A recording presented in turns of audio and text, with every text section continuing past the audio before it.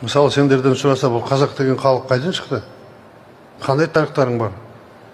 91 жыл тәуелсіздік алдық деп айтасыңдар ма? Біз аспаннан салбырап түскеніміз жоқ, біздің үлкен тарихымыз бар. Көрдіңдер ғой. Сол жаңағы жеті қыры деген, соны айтып берейін деген сөз.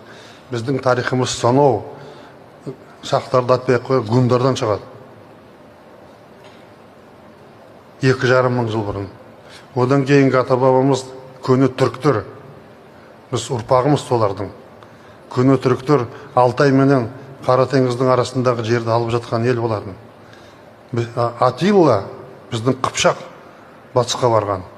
Біз сол батыр бабаның ұрпағымыз бармыз. Соны білуіміз керек деп айтып отырмын.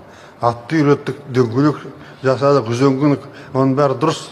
Бірақ та өз тарихымызды өзіміз біліп айта білуіміз керек.